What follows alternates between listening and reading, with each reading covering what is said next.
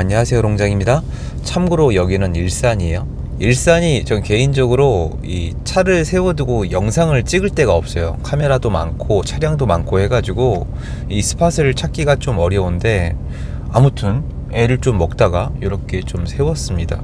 제가 이제 20기 준비 일찍 시작한다고 다니는데, 인생은 진짜 알 수 없는 게 뭐냐면, 제가 19기 준비할 때 온도계가 한 33, 34 이랬거든요. 그래서 그래도 20기 접어들면은 좀 선선하겠지란 생각을 막연히 했거든요. 그냥 너무 더우니까. 지금 37입니다. 37, 38이 뜨고 있습니다. 진짜 이건 힘드네요, 여러분. 고되네요. 밖은 더 더워요. 그래서 이거 진짜 계속 말씀드려서 죄송하지만 젊어서 하자. 오늘은 어떤 좋은 정보를 드리고 싶어서 영상을 켰냐면요, 여러분, 휴가철이 아직 안 끝났거든요. 근데 휴가철이 극성수기가 7월 말이랑 8월 초예요. 이게 부동산 사장님들도 그때 좀 많이 가셨는데, 8월달 되니까 되게 놀라운 게, 라이브 딱 들어가니까, 그때 오프라인 때도 마찬가지인데, 여러분들 이미 알고 계시더라고요. 분위기가 처지고 있다는 게. 지금 부동산 분위기 좀 처지고 있어요. 팩트 맞습니다. 그런데 맞게 안내를 해드려야 되기 때문에, 일단 휴가철에는 원래 좀 처지는 게 맞아요. 그런데 이게 부동산은 원리 원칙이 잘 안 통하는 게, 불장이다 그럼 휴가철 없어요. 불장이다 장마철 필요 없어요. 불장이다 설 추석도 씹어먹는 게 사람의 돈에 대한 조급함이에요. 이거는 지난 정권 때 많이 겪었을 거예요, 그 불시장에서. 자, 그런데 지금 그런 시장은 아니거든요.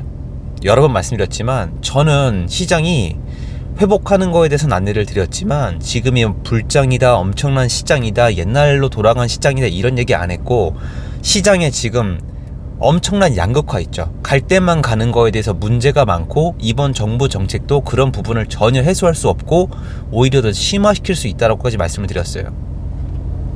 그건 무슨 얘기예요? 일정 아파트 외에는 별로예요. 여러분 다 아는 거잖아요. 자, 근데 휴가철이 다가왔어요. 그럼 일정 이하의 아파트는 어땠을까요? 휴가 갔죠. 당연히 거래가 줄죠. 8월 초에 좀 그랬어요. 근데 지금 이제 8월 중순 다가오는데요, 괜찮아요, 여러분. 다시 갑니다.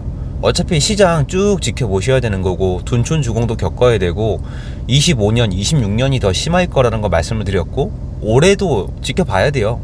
올해 어떤 분이 둔촌 주공 입주 있으니까 올해는 일단 더 볼 거 없다고 말씀하시는데, 지금 전혀 그렇지 않아요. 물론 참고로 제 목소리 죄송해요. 아직 몸이 다 낫지가 않아가지고.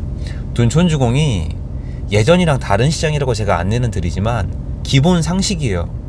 이 정도 규모의 그 입지의 아파트 12,000세대 한꺼번에 입주하면요, 시장 원래 작살나는 게 맞아요. 근데 작살이 나느냐, 덜 작살이 나느냐, 그냥 가느냐, 아니면 이겨내고 올라가느냐, 이거를 가지고 파악해야 되는 건데, 이거 파악이 쉽지가 않아요. 근데 다행히 우리는 잠실 입주, 강동구 입주, 그리고 헬리오시티 입주 때 자료가 있단 말이에요. 여러분도 있고 저도 있어요. 그거를 가지고 비교 사례를 만들면 되는데, 저는 그때 비교를 해놓은 게 있어요. 헬리오시티 때.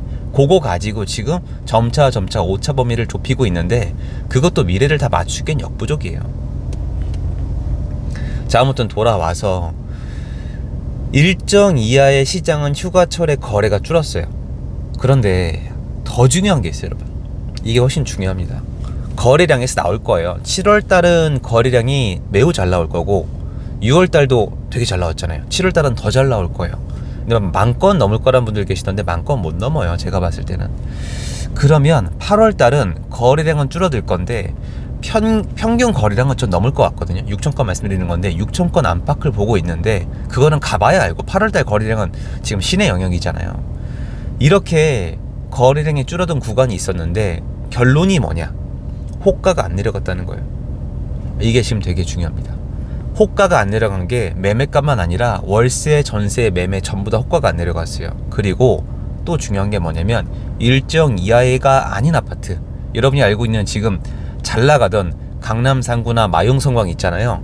얘네는 휴가철인데 거래 계속 됐어요. 그리고 호가 더 올라갔어요. 그리고 상승 거래가 더 됐습니다. 그래서 7월 말이랑 8월 초에 상승 거래 된 게 나중에 언제 신고가 될까요? 8월 말이랑 9월에 나오겠죠. 그러니까 우리가 이게 격차가 있으니까 안 와닿는 건데, 지금 중개사님들이 치열한 동네도 있고 한가로운 동네도 있고 요번에 휴가 가신 동네도 있고 이번에 진짜 휴가 가는 척하고 나오신 분들도 있고 다양해요. 근데 중요한 거는 제가 왜 시장이 아직 그렇게 좋은 시장이 아니다, 불장이 아니다, 그냥 회복하는 곳이 있고 아직 편차가 너무 심하다라고 계속 말씀을 드리냐면은 이런 것들 때문에 그래요. 여러분 혼돈스러우시잖아요. 야, 너 불장이라며? 근데 시장이 휴가철에 왜 흔들려? 불장이라고 안 했어요. 이런 거를 판단을 하셔야 돼요. 침체장에서 벗어나서 회복을 시작을 했는데 회복의 속도가 너무나 다른 시장이다. 그리고 지금은 수도권까지다. 지방도 마찬가지인데 지방의 좋은 이 입지에 좋은 단지까지만 이런 흐름이 있고 나머지는 여전히 힘들다. 요런 거니까 약간은 복잡하면서도 어떻게 보면 일관된 모습이 있는 거죠. 어떤 일관된 모습이 있냐면 결국은 회복을 하고 있다는 거예요. 호가가 더 이상 내려가는 단지는 계속 줄고 있거든요. 옛날 같은 급급매, 뭐 초급매 또는 급매 이런 거 잘 없고, 경매 시장도 이 정도면 조금씩 회복이 돌아가고 있고, 다만 빌라 시장이 회복을 못 하고 있는데, 빌라 시장은 제가 이제 정규 때 보여드렸잖아요. 데이터를 다 보여드렸잖아요. 데이터는 그렇게 타격이 심하진 않아요. 근데 현실을 나가보면 거래가 돌지를 않고 빌라 가지고 계신 분들은 말 그대로 그냥 고통 그 자체예요. 이제 이거는 약간 별도의 얘기긴 한데, 임대사업을 하시던 분들이 파산하시는 분들이 연속적으로 나올 수밖에 없는 시장이 아닌가, 이런 생각이 들어요. 그럼 앞으로의 시장은 뭘 봐야 되느냐? 어차피 지금까지는 그렇다고 치고 8월달에 여러분은 기존의 흐름, 3월달 이후 3월달에 한번 포인트, 5월달에 한번 포인트, 그리고 이제 7, 8월달에 이제 지켜보고 있는 건데, 기존의 흐름이 끊어지지 않는지는 보셔야 돼요. 제가 봤을 때 안 끊어졌어요. 지금 제가 8월 중순 다 돼가는데 지금 보고 있잖아요. 안 끊어졌고, 그럼 중요한 게 뭐냐? 이제는 그게 아니에요. 이 흐름만 연달아 가면 돼요. 많은 분들이 이 흐름이 더 거세지는 걸 원하시는데 뭐 그럴 수도 있죠. 퍼질 수도 있어요. 그런데 아시겠지만 중하단으로 갈수록 집을 살 수 있는 자금력이 그렇게 강하지가 않기 때문에 그 탄력도 약해요. 그래서 탄력이 약해서 나중에 투자자랑 같이 들어오는 지역들이 많잖아요. 이런 지역들은 시간이 더 걸릴 건데, 어차피 하반기의 포인트는 뭐냐, 내년, 내후년의 포인트는 뭐냐, 우리가 오해하고 있는 것처럼 부동산을 사고 싶으면 매수세가 아닙니다. 물론 이건 기본이죠. 여러분, 매매가가 안 중요하다는 이상한 소리를 계속 하는 게 아니에요. 월세 전세 시장이 중요해요. 왜냐면 월세 전세 계약했던 분들이 만기가 또로로록 돌아오고 있으니까 이분들이 이제 어떤 선택을 하느냐가 중요한 건데, 정부 정책 보셨죠?